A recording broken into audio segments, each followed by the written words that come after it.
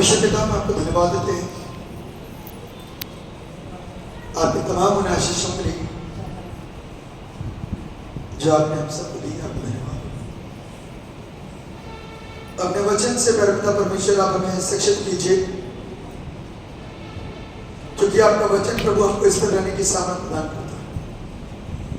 आपका वचन प्रभु एक स्थान पर खड़े रह करके विश्वास में दृढ़ रहने की सामर्थ प्रदान करता है। आपका वचन प्रभु आपसे हमको हमेशा जोड़ करके रखता है। बाकी की जितनी भी चीजें जिसमें पवित्र आत्मा का रोल नहीं है, वो कितने भी चिकाइयों को प्राप्त कर ले, लेकिन एक नए दिन को छोड़ करके चले जाते हैं। बहुत कम होते हैं जो रुकते हैं, दुआ करते हैं ये चर्च ऐसा बने कि कोई भी परमेश्वर को कभी ना छोड़े। आपका अनुग्रह आपकी दया हम सबके ऊपर बने। मुझे इस्तेमाल करिए, अपनी सेवा करिए। यीशु मसीह के नाम से मांगते हैं, आमीन। हालेलुया। जोर से बोल सकते हैं हालेलुया।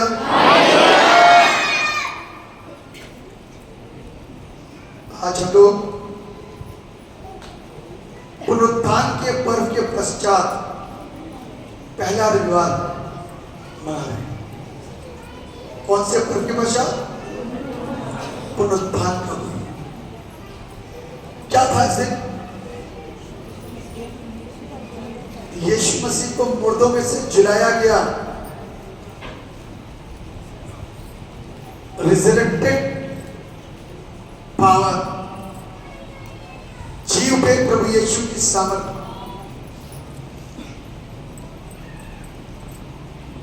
जब मुर्दों में से जी उठा तो लोग हैरान और चकित हो गए। लोग हैरान और चकित हो गए। मैं सब निकल गई। यूहन्ना रचित सुसमाचार 20 अध्याय 19। यूहन्ना रचित सुसमाचार 20 अध्याय 19 पद से कोई भी एक चीज पढ़े। हाँ,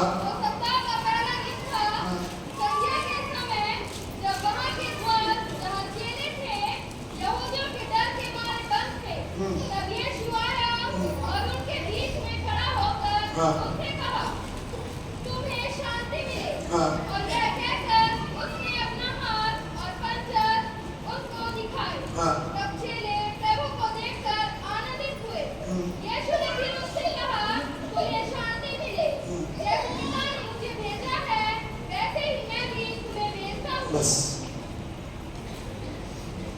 अभी मैंने आगे की बात को रुकवा दिया। जैसे पिता ने मुझे भेजा है। किसने भेजा? पिता। कौन है वो पिता? परमेश्वर। और यीशु कौन है? बाइबल कहती है जिसने मुझे देखा, जिसने मुझे देखा उसने पिता देखा। मैं एक विशेष काम को करने के लिए आया और यहां पर मैं इस बात को क्लियर कर रहा हूं कि जैसा मैं अपने पिता को करते हुए देखता हूं वही कहता हूं। पिता ने एक विशेष काम के लिए मुझे इस धरती पर भेजा ताकि मैं उस काम को पूरा करूं। और गुड फ्राइडे के दिन उस काम को पूरा करने के बाद में जो छठा कलमा था वो कहता है पूरा हुआ। क्या कहता है? पूरा हुआ। क्योंकि जो करने के लिए आया था वो पूरा हो गया। जो करने के लिए वो आया था वो पूरा हो गया। जैसे कि आज आपके लिए विशेष प्रार्थना की गई और ये भी अगुवाई में ऐसे नहीं, कोई भी काम ऐसे नहीं हो सकता। सोच के साथ में हम कोई चीज ला नहीं सकते। परमेश्वर हमारी सोच में लाता है। हमें इसीलिए एक बड़ा सुंदर सा गीत है, होठों को छू, सोचों को छू, ख्यालों को छू, ऐ प्रभु। जब आप इस तरीके से प्रार्थना करोगे ना तो वो आपकी सोचों को छुएगा, आमीन, आपके होठों को छुएगा और आपके ख्यालों को छुएगा। मालूम है ये तीनों का स्पर्श होना परमेश्वर की तरफ से कितना ज्यादा लाभकारी है, उसका आभास और उसका अनुभव उसी को है जिसने उसको अपने अनुभव के अंदर लिया, जिसने उसको अपने अनुभव के अंदर लिया। इसीलिए अपन लोग क्या कह रहे हैं कि होठों को छू। क्यों होठों को छू? कोई बता सकता है होठों को क्यों छू? कोई बताएगा होठों को छू क्यों छू? बताइए।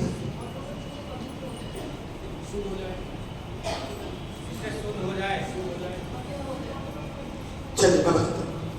आवाज बहुत धीमे आ रही है, आवाज बहुत धीमे आ रही है। जो बोल रहा जोर से बोलेगा।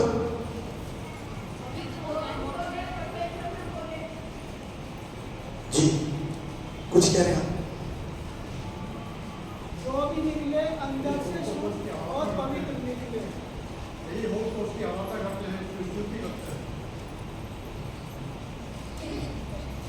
आज यदि आपने कह दिया प्रभु यीशु के नाम से इसकी दुष्ट आत्माएं निकल जाएं, यदि होठों को जुबान को प्रभु ने नहीं छुआ ना तो हो नहीं सकता। मैं आपको बताना मांग रहा हूं कि कुछ दुष्ट आत्माएं, कुछ बीमारियां जब आप बोलते हो ना तब जाती है। सामर्थ परमेश्वर का, काम परमेश्वर का, लेकिन सुन क्यों रहा? यदि वो एक ही सुन रहा तो दूसरे की क्यों नहीं सुन? क्योंकि दूसरे ने इस तरीके से प्रार्थना मांगी नहीं, पहले वाले ने इस तरीके से प्रार्थना मांगी है कि मेरे होठों को छू, सोचों को छू, ख्यालों को छू। इस सोचों के अंदर क्या चीज है? इस सोच के अंदर क्या है? अब मेरे को किसी ने कुछ प्रार्थना करनी, परमेश्वर से मैंने बोला कि मेरी सोचों को छू, और उसने मेरी सोच के अंदर अपने वर्ड को डाल दिया। क्या कर दिया? अपने शब्दों को डाल दिया, अपनी बातों को डाल दिया। और जब वो शब्द को बातें यहाँ आई सोचों के अंदर, विचारों के अंदर, तो वो मुंह से, शब्दों से, होठों से गुजरती हुई कहाँ गई? आप लोगों के लिए। आमीन। और उसके बाद जब वो चीजें निकली और आप लोगों ने सुनी तो वो अपनी लाइफ के ऊपर काम होना शुरू करा, क्योंकि ये यहां से नहीं आई, ये वहां से आई।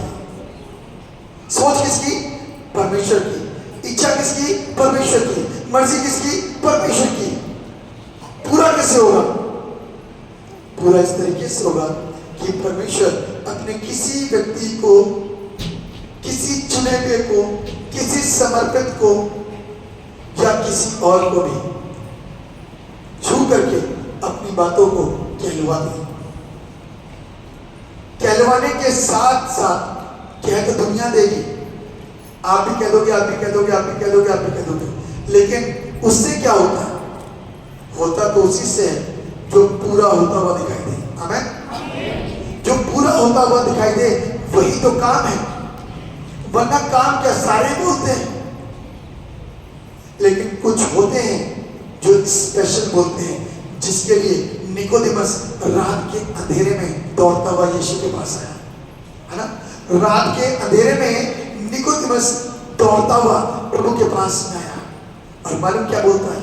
इस बात को बोलता है, यदि परमेश्वर तेरे साथ ना हो तो जो तू करता है वो कर। एटलीस्ट ये तो विश्वास हो गया, एटलीस्ट ये तो विश्वास हो गया कि काम कौन कर रहा है। वरना तो कुछ लोग मालूम क्या बोलते थे? अरे भैया ये तो बाल जबूल की सहायता से काम करता है। बोले थे कि नहीं बोले थे? बाइबल के अंदर बोले थे। लेकिन यहाँ पर सिस्टम चेंज हो गया। एक बंदे की लाइफ के ऊपर, उसकी सोच के अंदर, उसकी होठों के अंदर, उसके विचारों के अंदर परमेश्वर ने इस बात को डाल दिया। पतरस तू मुझे क्या कहता? प्रभु तू तो जीवते परमेश्वर का पुत्र मसीह है। निकोदेमस के ध्यान के अंदर इस बात को डाल दिया। निकोदेमस रात में दौड़ता हुआ प्रभु के पास आया और इस बात को बोला, यदि परमेश्वर तेरे साथ ना हो तो जो तू करता वो कर। अरे वेरी गुड, तो इस बात को तो पहचान गया क्योंकि मुझे मेरे पिता ने भेजा है। आमीन। यदि मैं आपको किसी काम के लिए भेजूं कि बेटा जाकर के ये काम कर आओ,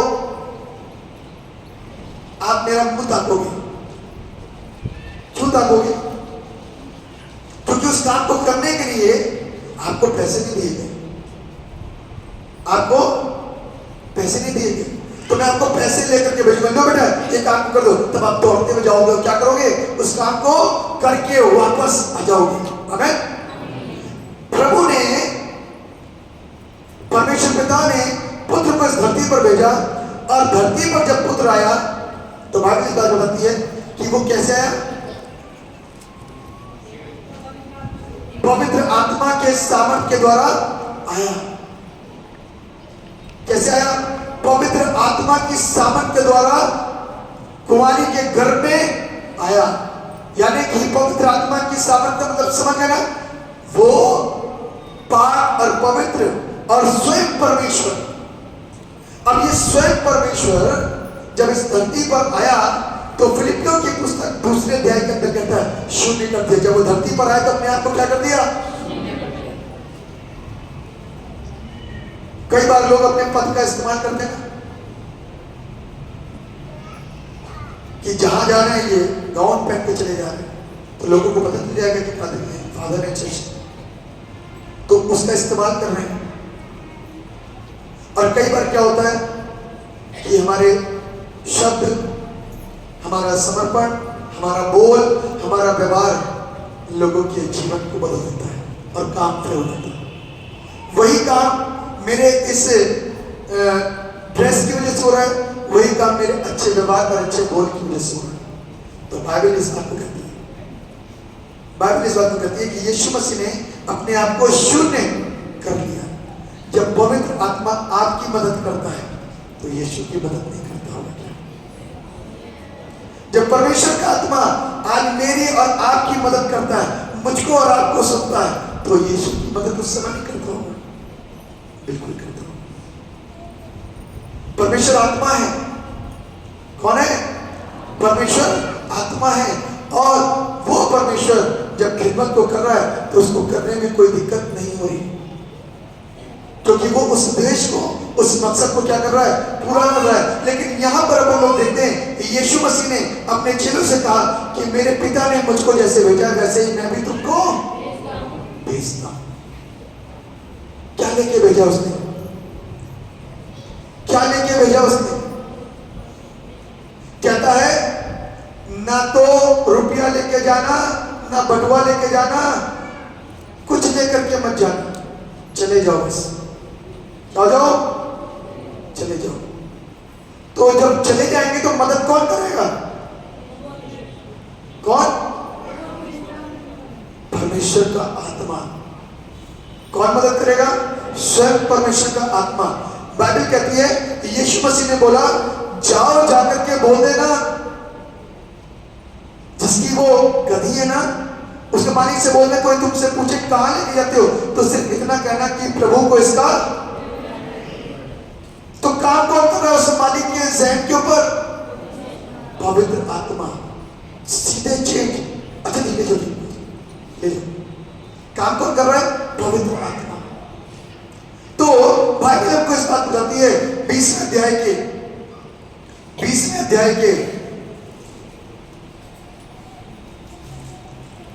23वें पद में, सॉरी 22वें पद में क्या लिखा हुआ पढ़िए।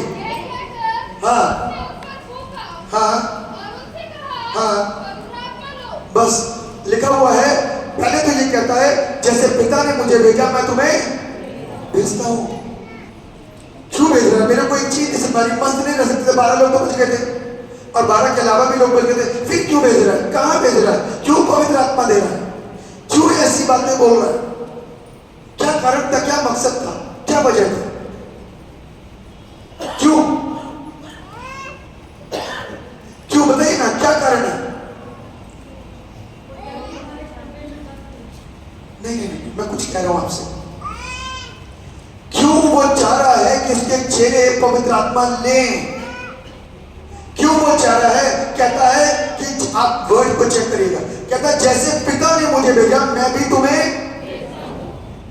कहां भेजता हूं? क्या करने के लिए भेजता हूं? क्यों भेजता हूं? प्रचार करने के लिए। आमीन। काय के लिए? प्रचार करने के लिए। क्यों प्रचार? लोग बचाए जाएं, आमीन। क्यों बचाए गए? परमेश्वर की महिमा हो, क्योंकि परमेश्वर चाहता है अब इंसान पाप करके नहीं, गलतियां करके नहीं, तरस खा के नहीं आएगा। इंसान यीशु को स्वयं स्वीकार करके आएगा। आमीन। इंसान यीशु को स्वयं स्वीकार करके आएगा। यहाँ जो भीड़ बैठी है, यहाँ जो लोग बैठे हैं, ये वचन के द्वारा क्या करेंगे? यीशु को स्वीकार करेंगे। प्रभु ने क्या बनाया था? स्वर्गदूत बनाया, लूसीफर। और मन के अंदर क्या हो रहा है? वचन नहीं है। मन के अंदर अहंकार ने काम किया और उसने कहा कि मैं भी परमेश्वर की बराबरी करूंगा। और क्या हुआ? वहां वचन नहीं था, इसलिए क्या हो गया? अहंकार ने काम किया। आपकी लाइफ के अंदर जब वचन नहीं होगा ना, तो अहंकार काम करेगा।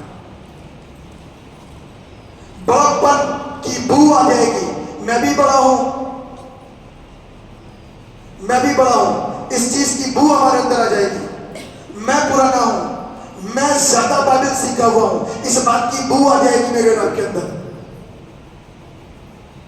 शैतान के अंदर वचन ने काम ही नहीं करा, सोचा ही नहीं उसने, जबकि परमेश्वर साथ में था, कुछ नहीं सोचा उसने।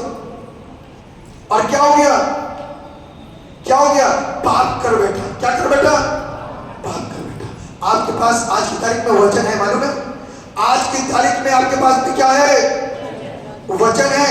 और वचन आपको एक बार सोचने में मजबूर करता है, मालूम है?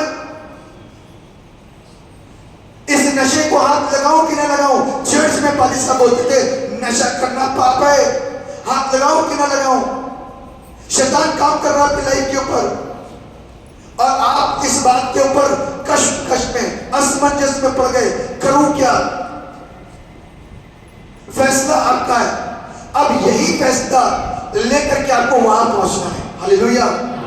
यही स्वीकार करना है आपको, कि आपको यीशु को स्वीकार करना है, कि वो नशे को स्वीकार करना है, परमेश्वर की बातों को स्वीकार करना है, कि उस व्यभिचार को करना स्वीकार करना है।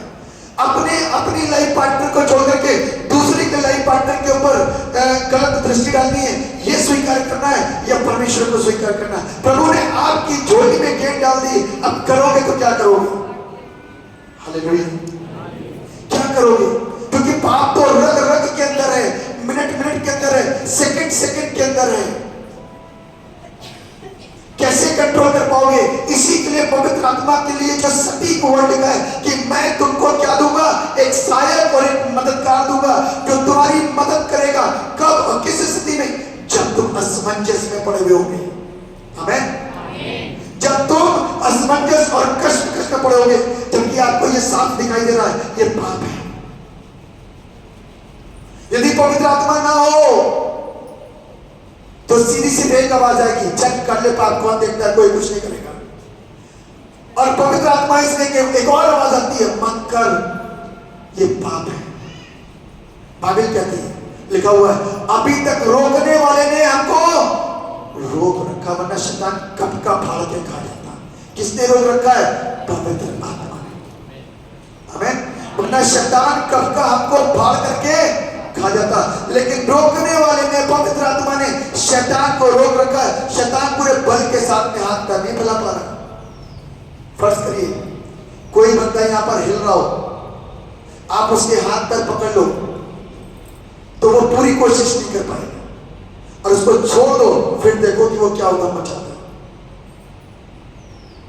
ठीक उसी प्रकार से शैतान जिस दिन पूरी रीति से छोड़ दिया जाएगा ना, उस दिन हमारी लाइफ के ऊपर जो उधम मचाएगा वो हम और आप सहन नहीं कर पाएंगे।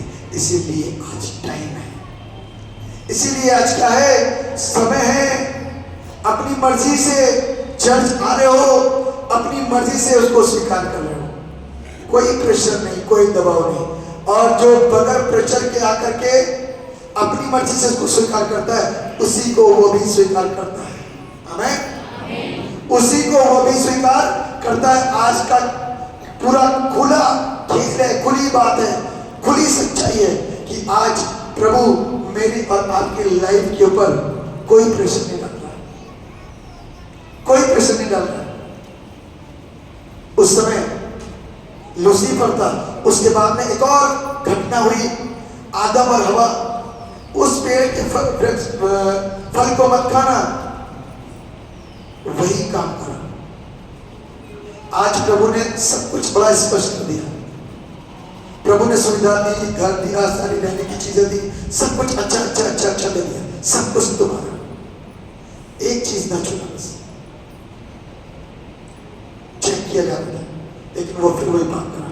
इसलिए आज की जनरेशन में प्रभु इस बात को बोलते हैं, तुम अपनी मर्जी से आओ। कैसे आओ? तुम्हें क्या पसंद है? बाद में जब सवालात होना न्यायासन के सामने, तो तुम ये ना कह सको कि हमको किसी ने बताया नहीं था। कोई ना कह पाए कि हमको किसी ने बताया नहीं था, कोई सवाल नहीं होने पाए। और आप बड़े स्पष्टता के साथ में इस बात को बोल सको, बड़ी उदारता के साथ में इस बात को बोल सको कि मैंने हृदय की सच्चाई से अपने प्रभु को क्या करा? स्वीकार किया। आमीन। कितने लोग इस बात के ऊपर विश्वास करते हैं कि हम सच्चे हृदय के साथ में प्रभु को स्वीकार करते हैं? कुछ लोग तो सिर्फ ऐसे ही आ रहे हैं। और मालूम है, स्वीकार करने में सबसे महत्वपूर्ण चीज क्या है? स्वीकार करने में सबसे महत्वपूर्ण चीज क्या है? परमेश्वर का वचन। परमेश्वर का वचन। जब ये आपसे बात करेगा ना, तो दुनिया की कोई ताकत आपको इससे अलग नहीं करेगी। आप गवाही सुन के आओगे कि उसका कैंसर ठीक हो गया, तो आपको लगेगा कि मेरा कैंसर भी ठीक हो जाए, तो आप आ जाओगे। और आपका कैंसर थोड़ा सा ठीक हुआ, आपने ढिलाई करी वचन के पढ़ने में, प्रार्थना करने में, संगति करने में, और आपका ध्यान हमेशा परमेश्वर से हटा हुआ रहा। आप पढ़ तो रहे थे ताकि पादी साहब पूछेंगे तो बताना पड़ेगा कि बाइबल पढ़ते कि नहीं पढ़ते। आप दुआ कर तो रहे थे तो पादी साहब को बताना पड़ेगा कि हम दुआ कर रहे थे। आप उपवास रख रहे थे तो पादी साहब को बताना पड़ेगा कि उपवास रख रहे थे। लेकिन वैसे नहीं, जो चाह के साथ में चीज होती है। सोचो जरा, एक खाना जब आप खाते हो तो कैसे खाते हो? ज्यादा तेज भूख लग रही थी, जल्दी जल्दी खाते हो, और फिर उसका स्पीड धीमे जाती है। मेरा कहने करती है कि जिस चीज में आपका मन होता है ना, उस चीज को आप अपनी चाहत बना करके इस्तेमाल करते हो। प्रभु को उसी चाहत के साथ में स्वीकार करो। आमीन। प्रभु को उसी चाहत के साथ में स्वीकार करो। ये नहीं कि टेम्परेरी अपनी आवश्यकताओं को पूरा करने के लिए और अपनी जरूरतों को पूरा करने के लिए प्रभु के पास मत आओ। आए हो कोई बात नहीं, प्रभु आपको ठुकराएगा नहीं, प्रभु आपको नकारेगा भी नहीं, प्रभु आपको मना भी नहीं करेगा, आप चुप क्यों जाओगे? लेकिन वो जिंदगी भर की आशीष नहीं होगी, वो जिंदगी भर की आशीष नहीं होगी, वो टेम्परेरी आशीष होगी। वो आपने खुद चुनी है, आपने खुद चुनी है। आपको यीशु के साथ में समय बिताना अच्छा नहीं लगता, तो वो प्रॉब्लम आपकी है, उसकी नहीं है। आपको प्रार्थना करना अच्छा नहीं लगता, तो वो प्रॉब्लम आपकी है, उसकी नहीं है। और आप जबरदस्ती कहो कि मैं ठीक नहीं हूं, मेरा बच्चा ठीक नहीं है, मेरे घर के लोग ठीक नहीं है, तो वो प्रॉब्लम आपने चुनी है, खुद स्वीकार करिए। क्योंकि जिस रास्ते पर चलने के लिए उसने बोला, आपने उस रास्ते को स्वीकार। सिंपल सी बात। बाइबल क्या कहती है? बाइबल कहती है, यीशु ने कहा, जैसे मेरे पिता ने मुझे भेजा, मैं भी तुम्हें। आज आपको भेजा जा रहा है काम करने के लिए। कैसे काम करोगे? कैसे परमेश्वर के राज्य के विस्तार को करोगे? कैसे परमेश्वर के राज्य में पहुंचोगे? क्या करोगे? दूसरों को क्या बताओगे? जब खुद के पास कुछ नहीं तो दूसरों को क्या कहोगे, क्या बताओगे? इसीलिए बाइबल कहती है कि उसने उनके ऊपर फूंका और कहा, पवित्र आत्मा, और उनके पास क्या गया? क्या गया उनके पास? जोर से बोल सकते हैं आप? पवित्र आत्मा का मतलब क्या है? परमेश्वर का आत्मा, यानी कि स्वयं परमेश्वर आपके पास में। लेकिन कौन से रूप में? आत्मा के रूप में। अपन लोग गीत गाते ना, आत्मा का रूप धर के राजा यीशु मेरे पास खड़ा है, लेकिन आपको दिखता नहीं है, सिर्फ वो एहसास है, वो महसूस है ना? जब यहां पर एक फायर होता है ना, तो वो आत्मा ही होता है जो आपके ऊपर एक जबरदस्त तेज आता है, और आप अपने आप को रोक नहीं पाते और एकदम पीछे से गिरते हो। वो फायर है, वो तेज है, वो वही रूह है, वो वही आत्मा है जो हमारी लाइफ के ऊपर काम करता है। जब आप उस पवित्र आत्मा को रिसीव करते हो अपने अंदर, जब उस पवित्र आत्मा को ग्रहण करते हो अपने अंदर, और जब उस पवित्र आत्मा के द्वारा इस्तेमाल किए जाते हो और जब परमेश्वर के कामों को करने लग जाते हो, तो चिन्ह और चमत्कार होने शुरू हो जाते हैं। आमीन। आप जगह जगह जाओगे, दूर दूर जाओगे, आप अपनी बातों को रखोगे, सत्य के वचन को बांटोगे, कौन विश्वास करेगा? कोई है जो विश्वास करेगा? कोई है जो विश्वास करेगा? संसार के अंदर मार्केट में दुनिया की चीजें बिक रही हैं, सबके पास अपनी अपनी चीजें बेचने के लिए हैं, और खरीदारी किस चीज की होती है? जो ज्यादा असर दिखाए, जो बताने वाला बड़ा आकर्षक हो, जिसका रिजल्ट अच्छा हो। ठीक है ना? एक सबसे पहली चीज, बताने वाला कैसा हो सके? इंप्रेसिव। कैसा होना चाहिए? जोर से बोलिए। असरदार। कैसा? मेरे बोलने के अंदर ऐसी क्षमता हो कि सुनने वाले का, सामने वाले का जीवन बदल जाए। ठीक है? दूसरी बात, उस चीज का रिजल्ट कैसा है? जिस दिन रिजल्ट आपको मिल गया ना, उस दिन आपके पास में ये असर डालने वाला बंदा बार बार आने की जरूरत नहीं है। हमें अपने आप आपकी लाइफ के ऊपर काम होगा। आप अपने आप मार्केट में जाकर के जिस चीज के द्वारा आपको एक अच्छा रिजल्ट मिला, लोगे भी, बताओगे भी। हमें इसीलिए आज जब वचन आप सीख रहे हो ना, और जब आप किसी दूसरों को वचन बांटोगे, तो एक अच्छे प्रभाव के साथ में वचन को लेकर के जाओ। कैसे? एक अच्छे प्रभाव के साथ में, बीच में रुक मत जाना, सिखाते सिखाते। आपके पास भी सिखाने की ऐसी दक्षता हो, इसके लिए दुआ करना, वचन को बार बार पढ़ना। आप किस विषय पे बात करोगे, क्या सिखाओगे, उसके बार बार प्रार्थना करना, और उस वचन को बार बार पढ़ना, ताकि सिखाते समय और बताते समय ऐसा ना हो कि आपकी जुबान लड़खड़ा जाए, तो सामने वाला बंदा क्या कहेगा? अरे भैया तो लड़खड़ा रहा है। आपके मुंह के शब्द इतने अच्छे सटीक हो जो सामने वाले के हृदय को छेद दे, और जैसे ही छिलेंगे सामने वाले, तो 3000 लोग बदल गए थे। आमीन। कितने बदले थे? 3000 लोगों की जिंदगी के अंदर इस वचन ने काम करा, इस सुसमाचार ने काम करा, और 3000 लोगों की जिंदगी क्या हो गई? आमीन। असर छोड़ा था पतरस ने। क्या करा था? असर छोड़ा था। आप भी अपनी लाइफ से दूसरों की जिंदगी के ऊपर क्या करो? असर डालने वाले बन जाओ, ताकि आपकी बातें जब उनको समझ में आ जाए, उसके रिजल्ट उनकी लाइफ के अंदर आने लग जाए, तो उनके जीवन बदल जाएंगे। आमीन। फिर आपको बार बार उनके घर में जाने की जरूरत नहीं, वही गवाह बनेंगे, वही प्रचार करेंगे, और वही दूसरों को कहेंगे, बहन हमने तो चर्च गए, जीवन पाया। दूसरा भी कह देगा, कहाँ गए थे? तो आप ले आ सकते हो सिर्फ वचन के द्वारा। आमीन। आमीन। बाइबल हमको इस बात को सिखाती है कि यीशु मसीह के जी उठने की सामर्थ का जब आभास मरियम को हुआ ना, तो मरियम दुखी थी। एक दृष्टि में जब वो कब्र के पास गई ना, दुख हुआ उसको, क्योंकि उसको उसका प्रभु नहीं मिला। कब्र का पत्थर हटा हुआ, लेकिन उदास और आंसू में डूब गई वो। वहां पर आंसुओं में डूब गई, उदास।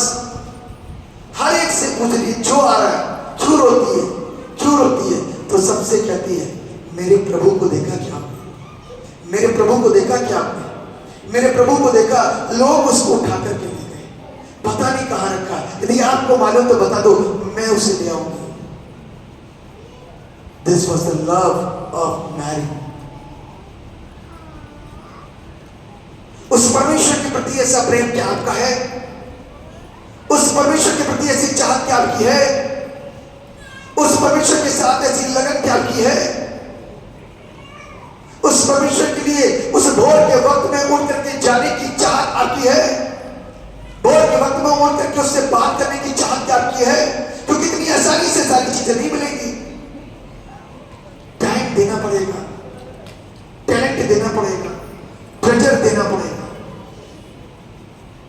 खोलने पड़ेंगे खजाने, खोलना पड़ेगा अपना टैलेंट प्रभु के लिए, देना पड़ेगा अपना वक्त प्रभु के लिए, तब कुछ बन करके आओगे।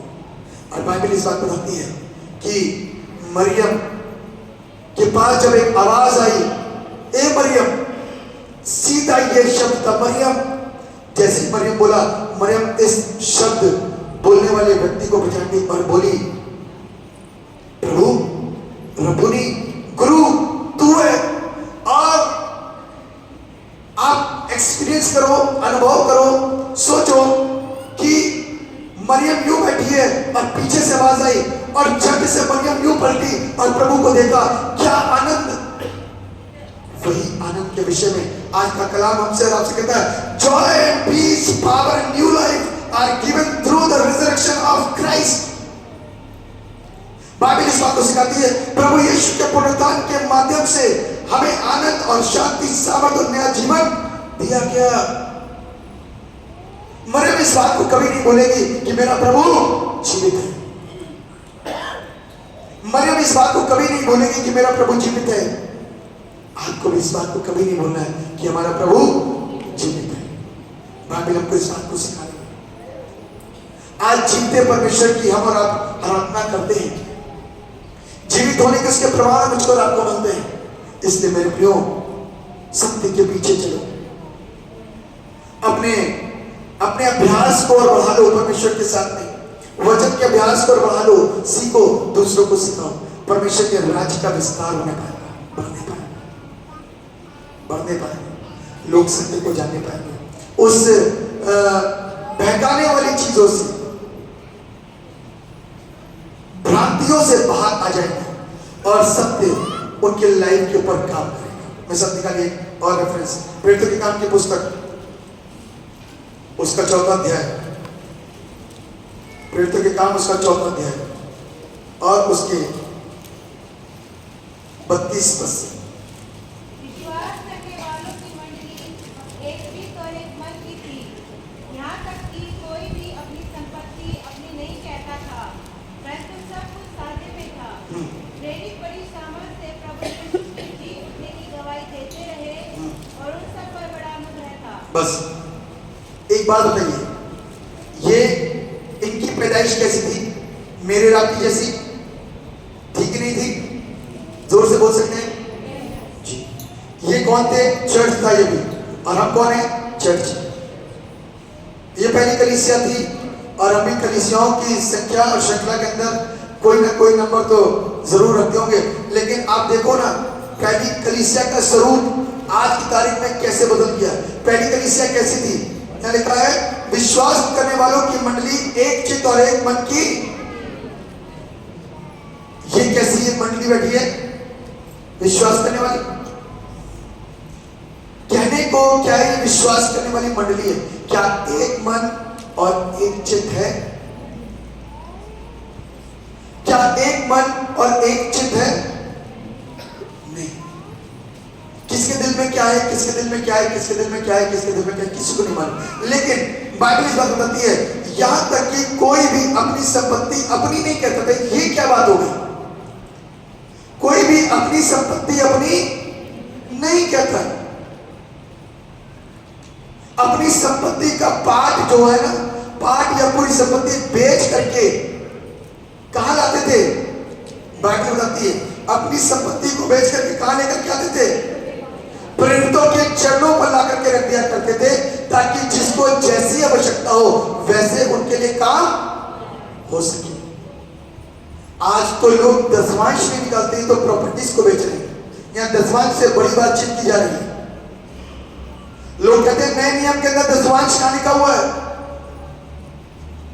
पुराने नियम के अंदर तो दशमांश लिखा है, अच्छी बात है, लेकिन नए नियम के अंदर बहुत बड़ी चीज लिखी हुई है।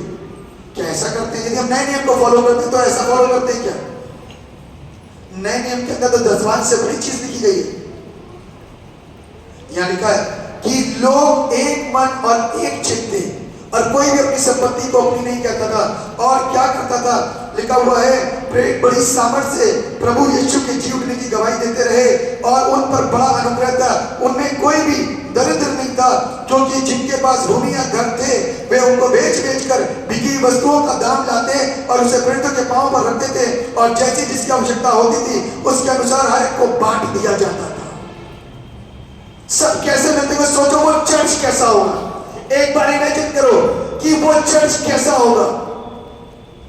बहनें दूसरी बहन से कैसे मिलती होंगी, भाई दूसरे भाई से कैसे मिलते होंगे, जवान दूसरे जवान से कैसे मिलते होंगे, बच्चे बच्चों से कैसे मिलते होंगे। सोचो कि वो चर्च कैसा चर्च होगा। कोई जलन नहीं, कोई ईर्ष्या नहीं, कोई नफरत नहीं, कोई भेदभाव नहीं, कोई गोरा काला नहीं, कोई नाटा मोटा नहीं, कोई धनी और कंगाल नहीं, कोई भी अमीर गरीब नहीं, किसी भी प्रकार का कोई भी चीज उनके अंदर ये वाला काम पाया ही नहीं जाता था। They were equal. हालेलुया। कैसे थे वो? एक थे। कैसे थे? एक प्रभु यीशु ने जो कलाम वहां पर बांटा और शिष्यों ने, प्रेरितों ने जो वचन प्रेरितों के द्वारा वहां पर बांटा, बाइबल कहती है कि उस वचन ने उनके अंदर इक्वालिटी को लेकर आए, एक समानता को लेकर के आए। ऊंच नीच, छोटा बड़ा, किसी भी प्रकार का वर्ग वहां पर नहीं था, जाति बिरादरी जैसी भावना वहां पर कुछ नहीं थी। They were one, equal. कैसे थे वो? एक समान। कैसे थे? एक समान। कोई भेदभाव नहीं था। आज पाया जाता है, आज भेदभाव पाया जाता है, आज की तारीख में भेदभाव पाया जाता है। कम पढ़ा लिखा पढ़े लिखे के सामने आ नहीं सकता, क्योंकि पढ़ा लिखा उसको लज्जित करेगा। ज्यादा सुंदर कम सुंदर वाले को लज्जित करेगा, ज्यादा पैसे वाला कम पैसे वाले को लज्जित करेगा। और बाइबल क्या कह रही है? ये सबसे बड़ी चीज थी, पैसा ना सबसे बड़ी चीज होती। उन्होंने अपनी संपत्ति को ही बेच दिया, अपनी संपत्ति को बेच दिया, और जो दाम आया वो प्रेरितों के चरणों पर लाकर रखा। जिसकी जैसी आवश्यकता वो ले, और सब एक रहे। जिंदगी का लक्ष्य उनके क्या था कि एक समान, एक सोच, एक विचार एक जैसा दिखाई दे, चर्च फर्क ना दिखाई दे। इसीलिए आज यहाँ पर जब बैठे हुए लोग विश्वास के साथ में, तो उनको ये शिक्षा प्रभु यीशु की सिखा रहे हैं कि प्रभु ने हमको इक्वल किया है। कोई धर्म, जाति, वर्ग, ऊंच नीच, छोटा बड़ा, रंग भेद, पढ़ा लिखा, अनपढ़ और पढ़ा लिखा और अमीर गरीब जैसी भावना कुछ न रहे। ये प्रभु का ध्येय है, क्योंकि जब परमेश्वर ने इंसान को बनाया था तो अच्छी सोच के साथ में, सोच तो आज बदल गई। अब ऐसी सोच के साथ में क्या आप प्रचार कर सकते हो?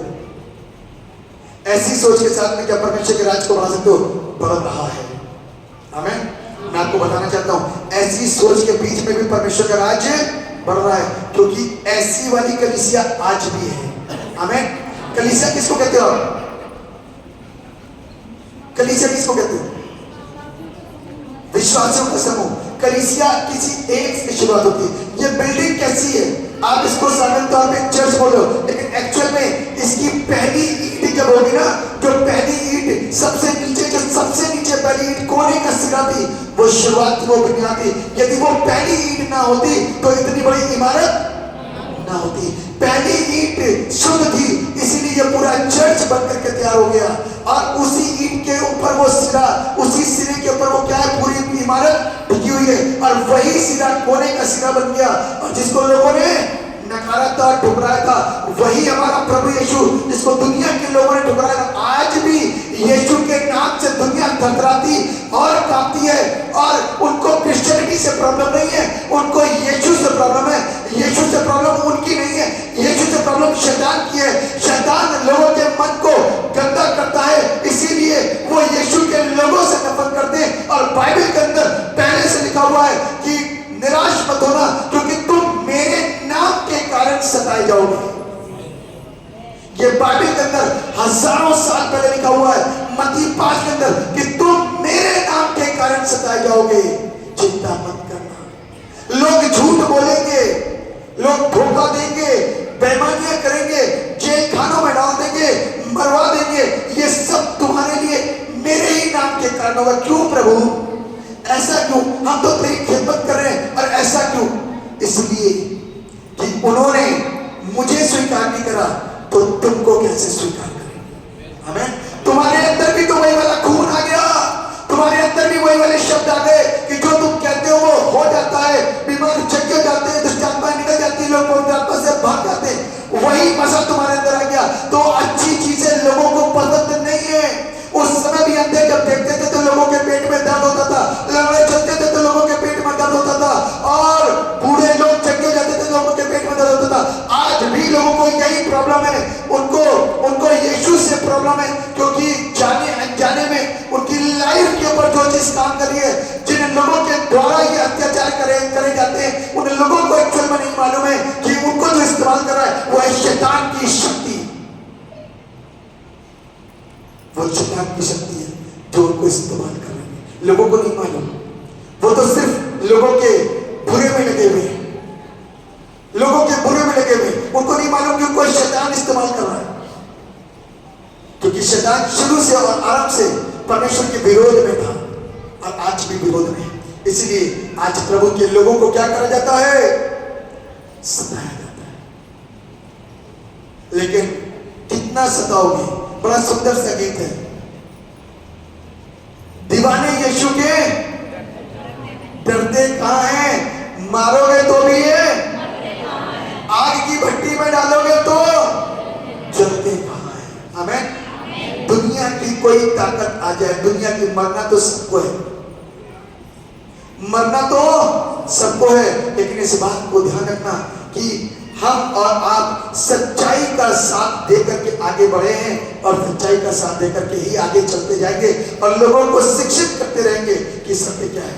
अपने बच्चे को गलत स्कूल में, कमजोर स्कूल में और हिंदी मीडियम स्कूल में नहीं डालते, आप इंग्लिश मीडियम में पढ़ाना चाहते हो, क्यों? आप उनके लिए अच्छा सोचते हो, तो क्या हम लोग जीवन पाए? हमारा प्रभु चाहता है लोग जीवन पाए, सच्चाई को सुने, सीखे, जाने पहचाने, तो क्या वो बुरा सोचता है? जब आप एक संसार के माँ बाप होकर के अपने बच्चों के लिए अच्छा सुनने की कोशिश करते हो, तो वो संसार का पिता, दुनिया का पिता होकर के अपने लोगों के लिए और सारी दुनिया के लिए क्या अच्छा नहीं सोच सकता? बिल्कुल हक है उसके पास में, और वही चीज उसने मुझको आपको सिखाई। लेकिन हमारी बुद्धि बंद है, हमारी आंखें बंद पड़ेगी, इसलिए अपनी आंखों को खोल दीजिए और उस सत्य को जानिए। वो सत्य मुझको और आपको आजाद करेगा। हमें वो सत्य मुझको और आपको क्या करेगा? आजाद करेगा। आजाद होना चाहते ना? आजाद होना चाहते हैं? सत्य के साथ चलना है। इसलिए दुनिया में कुछ भी हो जाए, कोई भी कुछ कहता रहे, चिंता मत करना, सत्य का साथ देना, सत्य के साथ चलना। सत्य आपको आजाद करेगा और आपके द्वारा दूसरों को आजाद करेगा। और आप इस बात को देख सकते हो कि लोग दूर दूर से आते थे, विश्वास करते थे और प्रभु के साथ जुड़ जाया करते थे हर दिन, हर दिन। इसके एक अध्याय वापस लौटोगे ना, दूसरे अध्याय में 42-43 तो लिखा हुआ, हर दिन लोग प्रभु में मिल जाया करते थे। आप भी हर दिन चर्च में कोई ना कोई तो नया आता है, पता नहीं किसकी लाइफ के ऊपर परमेश्वर का वचन काम कर दे और वो बदल जाए।